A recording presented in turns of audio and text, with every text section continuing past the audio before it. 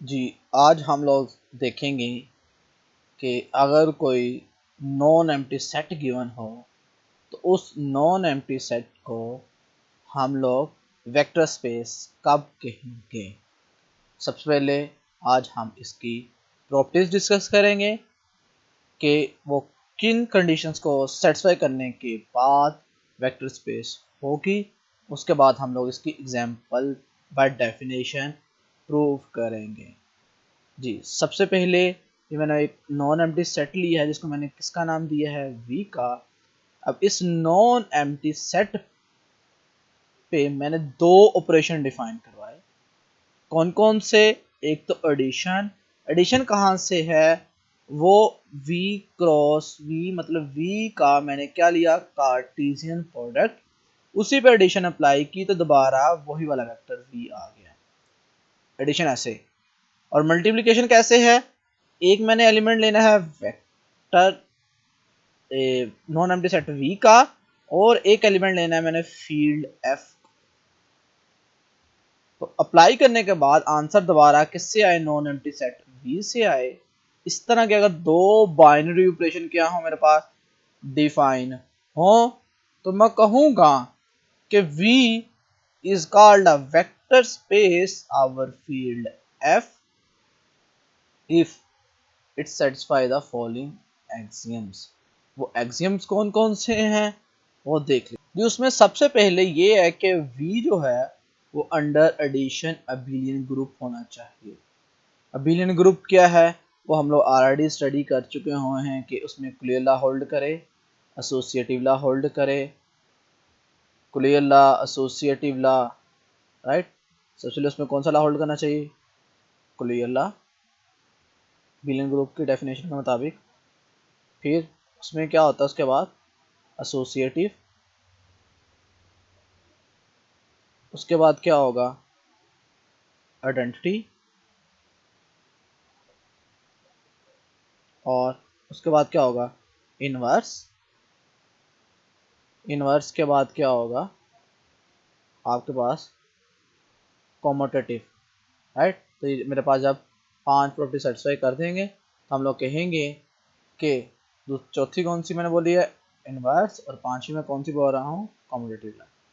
जब ये 5 की 5 प्रॉपर्टी सेटिस्फाई हो जाएंगी तो हम लोग उसको कहेंगे अबिलियन ग्रुप है।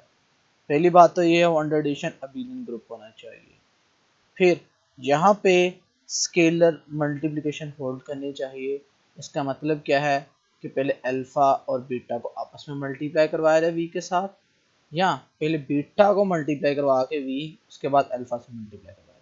यहाँ पे जितने भी जगह अल्फा बीटा यूज होगा वो सारे के सारे स्केलर होंगे और वो कहाँ से बिलोंग करेंगे? फील्ड से। और जहाँ पे वी यू लिखा जाएगा वो सारे के सारे नॉन एम्प्टी सेट वी से बिलोंग करेंगे, राइट। उसके बाद नेक्स्ट कंडीशन क्या है कि दो स्केलर्स को ऐड करके वी अप्लाई करें, या लहदा स्केलर्स को वी पे अप्लाई करने के बाद ऐड किया जाए तो आंसर में कोई फर्क ना पड़े। उसके बाद है जी हमारे पास नेक्स्ट प्रॉपर्टी के अल्फा को u प्लस वी पे अप्लाई किया जाए तो alpha u plus alpha V आ जाए। यहाँ पे u और v किसके एलिमेंट है? नॉन एम्प्टी सेट v के। और लास्ट वन प्रॉपर्टी है कि आइडेंटिटी को मल्टीप्लाई करवाया जाए किसके साथ? v के साथ, तो आंसर v ही आना चाहिए। ये आइडेंटिटी किसके वाले से है? ये फील्ड में अंडर मल्टीप्लिकेशन जो आइडेंटिटी होती है f उसकी बात कर रहा है। वन किससे बिलोंग करता है? फील्ड से, अंडर मल्टीप्लिकेशन। जिसमें ये पांच प्रॉपर्टी सेटिस्फाई कर जाएंगी नॉन एम्प्टी सेट में। हम लोग कहेंगे वो नॉन एम्प्टी सेट क्या है? वेक्टर स्पेस है आवर फील्ड एफ। अगर v मेरे पास ये 5 की 5 प्रॉपर्टी सेटिस्फाई कर जाए तो ये वेक्टर स्पेस कहलाएगा आवर सम फील्ड, और वो फील्ड का यहाँ पे मैं ले रहा हूँ f। एक इंपॉर्टेंट बात यहाँ पे, जब ये वेक्टर स्पेस हो जाएगी तो जो v के एलिमेंट्स होते हैं उनको हम लोग कहते हैं वेक्टर्स, और जो f के एलिमेंट्स होते हैं जनरली उनको क्या कहते हैं? स्केलर्स कहते हैं। कोई बात। तो ये हम लोग अब इसकी एक आध एग्जांपल देखते हैं किस तरह हमने इसको वेक्टर स्पेस प्रूव करना है और कौन कौन से बाइनरी ऑपरेशन डिफाइन किए किस वाले में। अब सबसे पहले यहाँ पे मैंने जो नॉन एम्प्टी सेट लिया है वो मैंने लिया है जी R। स्केयर। क्या लिया है? Are square. आर स्केयर क्या दरअसल आर क्रॉस आर का कार्टेशियन प्रोडक्ट है, और कार्टेशियन प्रोडक्ट तो सबको डिफाइन करने आता है, राइट।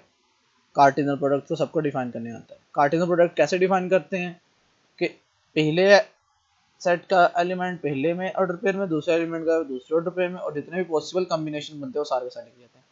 तो ये आर क्रॉस आर का मैंने कार्टेशियन प्रोडक्ट यहाँ पे डिफाइन कर दिया, और यहाँ पे जो फील्ड ले रहा हूँ मैं आर ले रहा हूँ।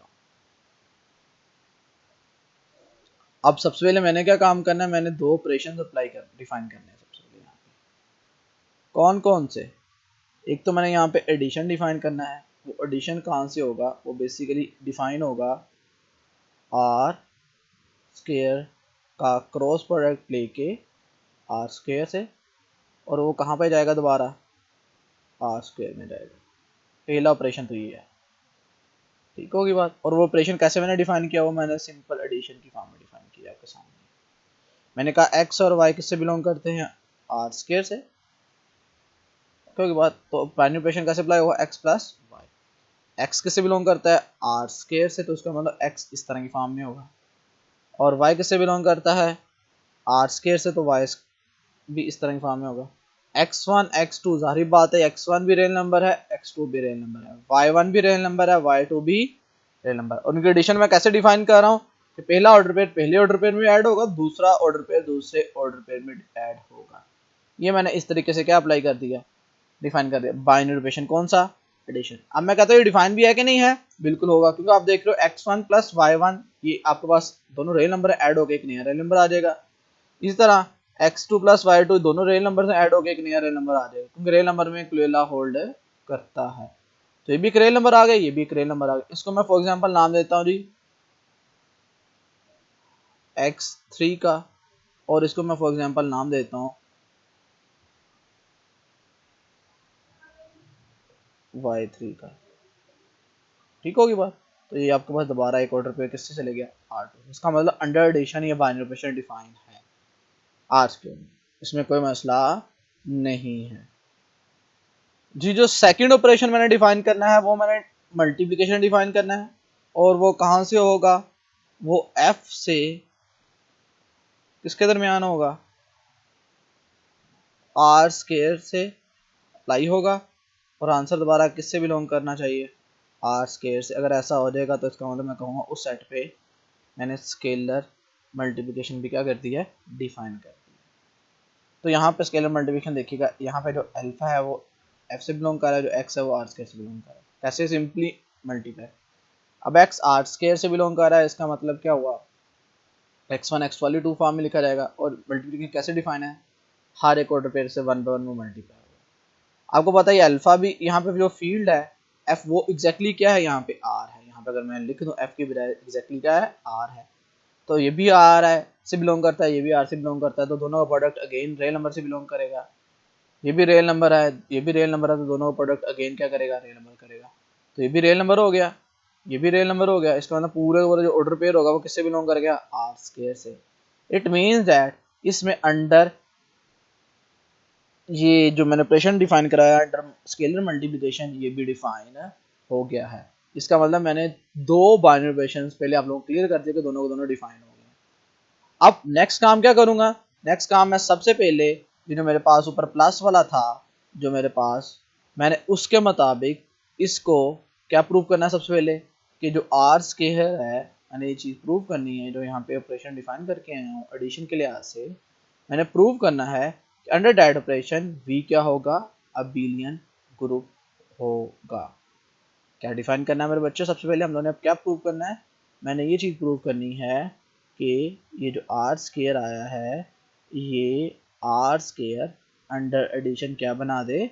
अबेलियन ग्रुप बना दे। तो ये चीज़ प्रूव करने के लिए हम लोग देखिएगा सबसे पहले कौन सी प्रॉपर्टी डिस्कस करते हैं? क्लुएल लॉ। अब क्लुएल लॉ तो ऑटोमेटिकली होल्ड करेगा, क्यों? क्योंकि बाइनरी ऑपरेशन होल्ड करके। ओके होगी बात। अब नेक्स्ट हम लोग क्या प्रूव करेंगे? Associative law. ओके होगी बात। अब जब एसोसिएटिव लॉ प्रूव करना है तो हम लोगों को एसोसिएटिव लॉ प्रूव करने के लिए कितने एलिमेंट्स चाहिए थे? 3 एलिमेंट्स। इस तरह हम लोगों ने 3 एलिमेंट लिए x y और z। x y और z तीनों के तीनों कहाँ से बिलोंग करते हैं? सेट R2 से, राइट। तो ये x किसके बराबर आएगा फिर x1 x2 प्लस y किसके बराबर आएगा y1 प्लस y2, इस तरह z किसके बराबर आएगा z1 z। इनकी एडिशन कैसे डिफाइन है, अभी पहले थोड़ी देर पहले डिफाइन कर चुका हूँ।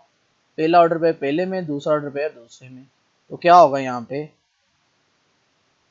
x1 में y1 ऐड हो जाएगा, इस तरह x2 में y2 ऐड हो जाएगा, और z1 z2 ऐसे।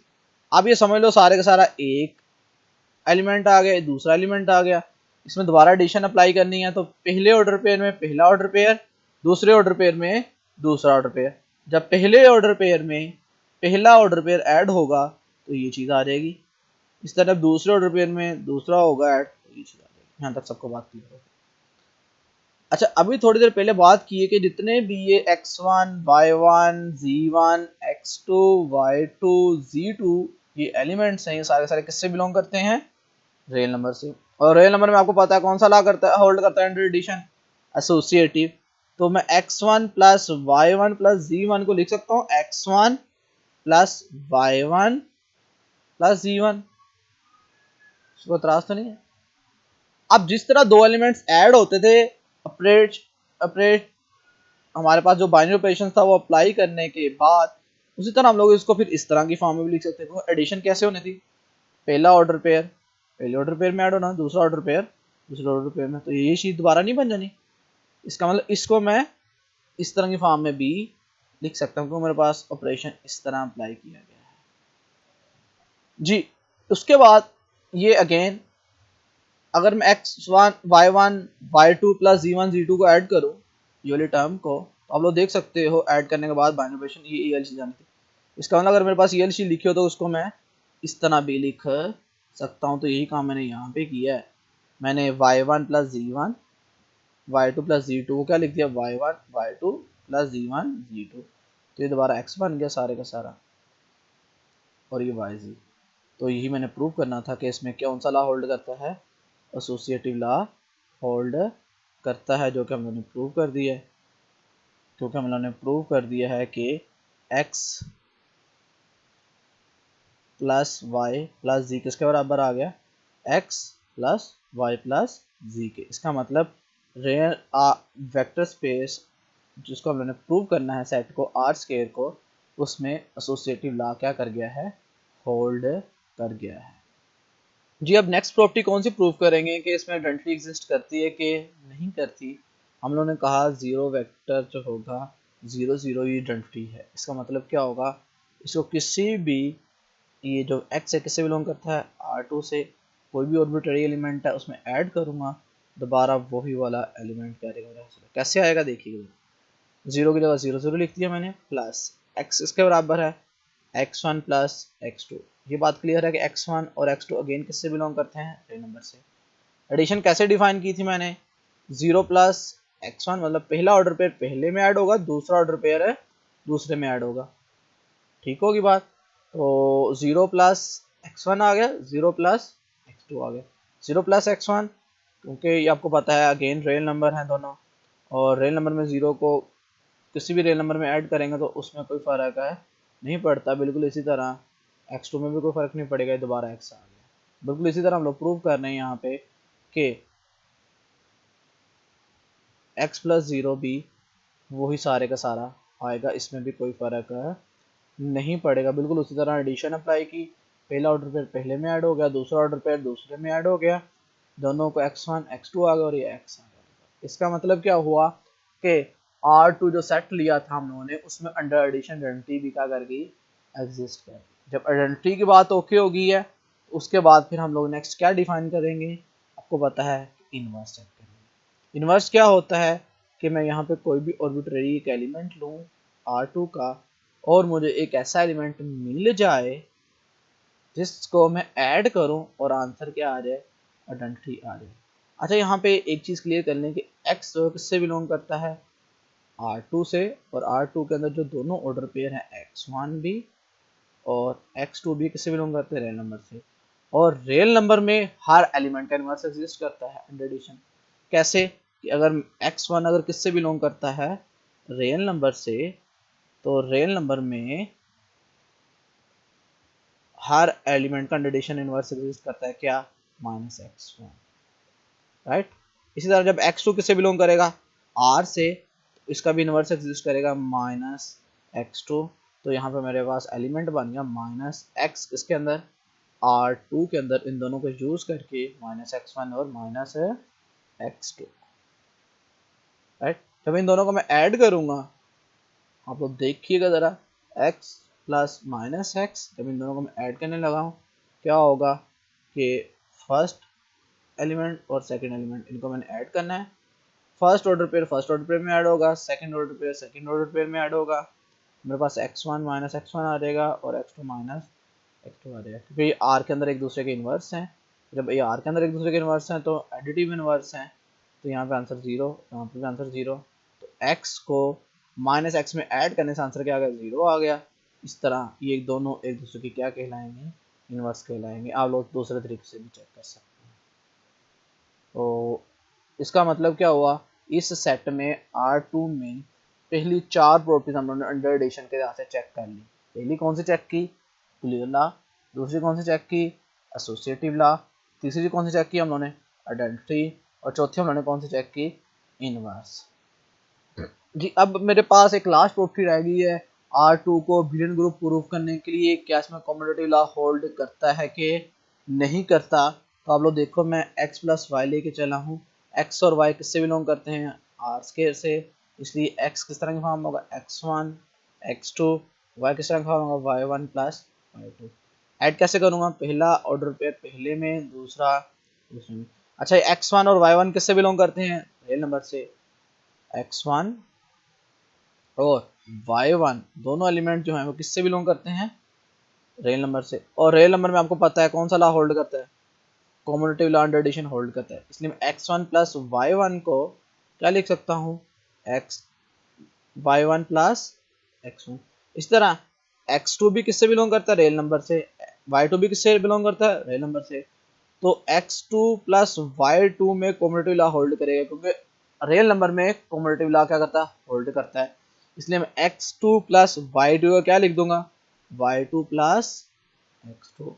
और जब जिस तरह मैंने अगर इन दो एलिमेंट्स को ऐड करूंगा तो पहला ऑर्डर पे पहले में होगा, दूसरा दूसरे में होगा। बिल्कुल इस तरह जब ये चीज़ लिखी गई है तो उसको मैं अलग अलग करके इस तरह ही लिख सकता हूँ। ये दोबारा y बन जाएगा और ये दोबारा क्या बन गया, मेरे पास x बन गया। इट मीन्स डैट कि R2 जो सेट लिया था मैंने उसमें कम्यूटेटिव लॉ भी होल्ड कर गया। तो R2 अंडर एडिशन जो मेरे पास है वो कौन सा ग्रुप प्रूव हो गया, अबेलियन ग्रुप प्रूव हो गया। तो मेरे पास ये सबसे पहली चीज प्रूव होगी क्या।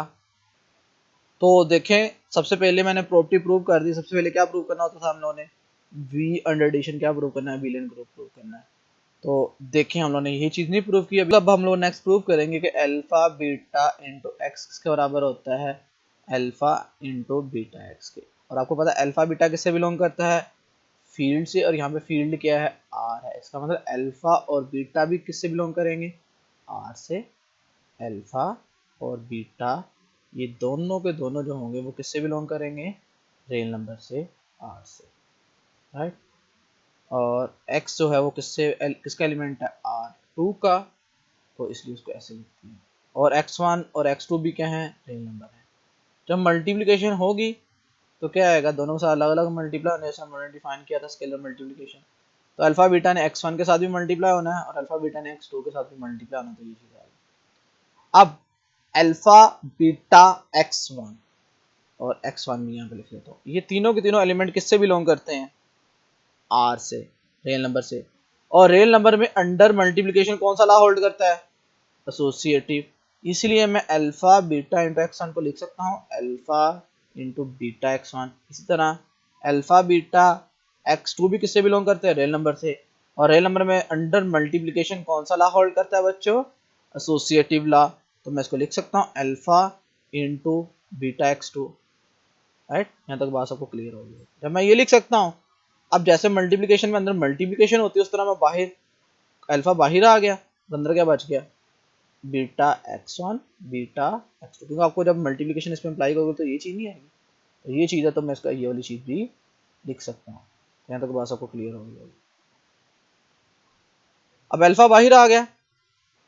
इसी तरह अब इन दोनों में भी क्या चीज कॉमन आ रही है, बीटा, तो इन दोनों में मैंने बीटा कॉमन ले लिया। बीटा कॉमन लिया तो अंदर क्या बच गया, एक्स। यही चीज मैंने प्रूव करनी थी कि अल्फा बीटा इंटू एक्स किसका बराबर होता है, अल्फा इंटू बीटा एक्स। बिल्कुल इसी तरह नेक्स्ट हम लोग क्या प्रूव करेंगे कि alpha plus beta into x किसका बराबर प्रूव करेंगे, उन्होंने प्रूव करना है कि अल्फा एक्स और बीटा एक्स होता है।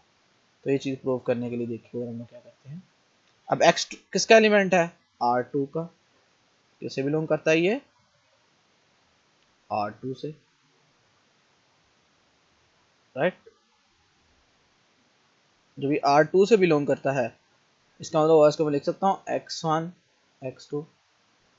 मल्टीप्लिकेशन कैसे डिफाइन होगी, ये वाला मल्टीप्लाई होगा x1 के साथ भी और x2 के साथ भी। तो इसी तरह मैंने ये मल्टीप्लाई करवा दिया x1 के साथ भी और x2 के साथ भी। जब मैंने मल्टीप्लाई करवा दिया तो ये मेरे पास अल्फा बीटा x1 तीनों के तीनों कहाँ से बिलोंग कर रहे हैं, अल्फा भी, बीटा भी और x1 भी। ये तीनों के तीनों किससे बिलोंग कर रहे हैं मेरे बच्चों, रियल नंबर से। अगर ये तीनों के तीनों रियल नंबर से बिलोंग कर रहे हैं, इसका अंदर रियल नंबर में कौन सा लॉ होल्ड करता है, डिस्ट्रीब्यूटिव। इसलिए मैं इसको लिख सकता हूँ alpha x1 plus beta x1। बिल्कुल इस तरह ये दूसरे पे भी तीनों रियल नंबर से बिलोंग करते हैं और इनमें कौन सा लॉ होल्ड करेगा, डिस्ट्रीब्यूटिव। तो डिस्ट्रीब्यूटिव अप्लाई लॉ अप्लाई किया तो alpha x2 plus beta x2 यहाँ तक बात सबको क्लियर है। अब जिस तरह हम लोगों ने ऐड किया पहले ऑर्डर पे को पहले में, दूसरे को दूसरे में, तो हम उसको इसी तरह सेपरेट करके भी लिख सकते हैं। एडिशन मेरे पास ऐसे डिफाइन है। अब स्केलर मल्टीप्लिकेशन में इनमें दोनों में क्या कॉमन आ जाएगा, अल्फा, और इन दोनों में क्या चीज कॉमन आ जाएगी, बीटा। ये दोबारा सारे सारा क्या बन गया, एक्स बन गया, और ये भी दोबारा सारे सारा क्या बन गया, एक्स बन गया। ये मैंने प्रूव करना था कि अल्फा प्लस बीटा एक्स किसके बराबर होता है, alpha x plus beta y के। यहाँ तक बात सबको समझ आ गई होगी जी। नेक्स्ट प्रूफ उन्होंने क्या प्रूव करने के, alpha plus into x plus y बराबर होता है alpha x plus alpha y के। तो alpha into x plus y लीजिए, एक्स प्लस वाई किससे बिलोंग करते हैं, R2 से। x1 x2 y1 y2 भी हम लिख दिया। और जब अल्फा से इनको पहले एडिशन इनकी कैसे होगी, पहला ऑर्डर पर पहले में ऐड होगा, दूसरा दूसरे में। तो क्या आ जाएगा, x1 plus y1 x2 plus y2। अब स्केलर मल्टीप्लिकेशन हो रही है तो अल्फा इन दोनों के साथ 1 बाय 1 क्या होगा, मल्टीप्लाई होगा। तो इन दोनों को मैंने 1 बाय 1 क्या करवा दिया, मल्टीप्लाई। अब यहाँ पे again alpha x1 x2 y1 y2 ये सारे सारे किससे बिलोंग करते हैं, रियल नंबर से। और रियल नंबर में कौन सा लॉ होल्ड करता है, डिस्ट्रीब्यूटिव। इसलिए मैं अल्फा x1 प्लस y1 को क्या लिख सकता हूँ, alpha x1 plus alpha y1। बिल्कुल इसी तरह इस पे भी रियल नंबर में डिस्ट्रीब्यूटिव लॉ होल्ड करेगा। इसको लिख दिया alpha x2 plus alpha y2। अब जिस तरह ये दो नंबर ऐड किए थे उस तरह हम लोग इनको अलग अलग कह सकते हैं, पहला और ये भी पहला। तो ये आ गया अल्फा x1 अल्फा x2, इस तरह ये आ गया अल्फा y1 और ये आ गया अल्फा y2। तो जब इनको फॉर एग्जांपल हम लोग कह रहे हैं ऐड करना, तो क्या करोगे, पहले को पहले में ऐड करोगे, दूसरे ऑर्डर पेयर को दूसरे ऑर्डर पेयर में ऐड करोगे। तो जो इस तरह ये ऐड करके लिखा जाता है उस तरह हम लोगों को सेपरेट करके लिख दिया, बिल्कुल अंडर डेट। अब हो क्या रहा है, इसमें क्या चीज कॉमन आ रही है, अल्फा, इसमें भी क्या चीज कॉमन आ रही है, अल्फा। तो दोनों में अल्फा अल्फा मैंने क्या ले लिया, कॉमन ले लिया। बाकी का बचा x1 x2 y1 y2। तो alpha x plus alpha Y आ गया। तो मेरे पास ये प्रॉपर्टी भी क्या होगी, प्रूव होगी। अब लास्ट वन प्रॉपर्टी रहेगी कि 1 को x से मल्टीप्लाई करवाएं तो x ही है, कोई फर्क है ना पड़े। 1 किससे बिलोंग करता है, फील्ड से। फील्ड यहाँ पे क्या r है, और x किससे लेंगे, वेक्टर से, v से, और v यहाँ पे क्या है, r स्क्वायर है। तो यहाँ पे मैंने r स्क्वायर से x लिया, इसलिए इसको x1 और x2 की फॉर्म में लिख दिया, राइट। तो जब 1 इनके दोनों साथ 1 बाय 1 मल्टीप्लाई होना है। अभी 1 भी किससे बिलोंग करता है, रियल नंबर से, और x1 भी किससे बिलोंग करता है, रियल नंबर से। तो 1 में x को मल्टीप्लाई करवाएंगे तो कोई फर्क नहीं पड़ेगा, क्योंकि रियल नंबर की क्या है, आइडेंटिटी है अंडर मल्टीप्लिकेशन। बिल्कुल इस तरह x2 को भी मैंने मल्टीप्लाई करवाया तो कोई फर्क है नहीं पड़ेगा। तो x1 और x2 दोबारा मिलकर क्या बन गया, मेरे पास x बन गए। इसका मतलब क्या हुआ कि आइडेंटिटी को वी के मतलब यहाँ पे आर स्केयर के किसी भी एलिमेंट से मल्टीप्लाई करवाया जाए तो उसमें कोई फ़र्क नहीं पड़ता। इसका मतलब क्या, सारी की सारी वेक्टर स्पेस की प्रॉपर्टीज 5 पूरी होगी। इसका मतलब क्या हो, जो वी सेट लिया था R2 वो क्या बन गया, वेक्टर स्पेस बन गया आवर R। यहाँ तक बात सबको क्लियर होगी। बिल्कुल इसी तरह मैंने यहाँ प्रूव किया है कि R square is a vector space over R। आप लोग प्रूव कर सकते हैं R square is a vector space over Q। भी बड़ी आसानी के साथ चेक किया जा सकता है कि R is a vector space over Q। तो ये चीज़ आप लोग देख लीजिएगा।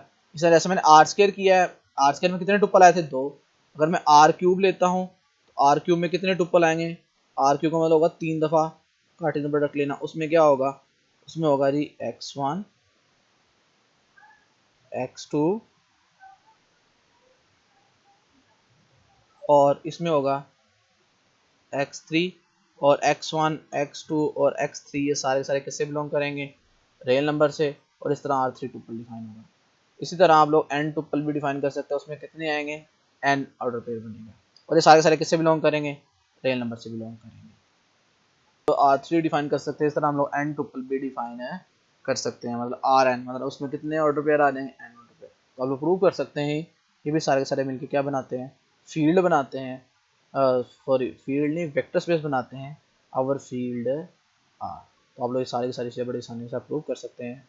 क्या चीज़ प्रूव कर सकते हैं, जनरल लिखने लगा फॉर्म कि R n is a vector space over field R. तो आप लोग चेक कर सकते हैं, राइट।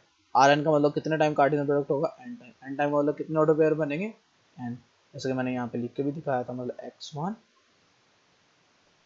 x2 और एक कहाँ तक जाएगा ऐसे ही सिलसिला का, राइट। ये कहाँ तक जाएगा, x n तक जाएगा। तो यहाँ तक बात सबको क्लियर होगी। इस तरह हम लोग क्या कर सकते हैं, प्रूव कर सकते हैं कि R n is a vector space over R. बिल्कुल इस तरह हम लोग प्रूव कर सकते हैं कि C n is a vector space over C. Thank you.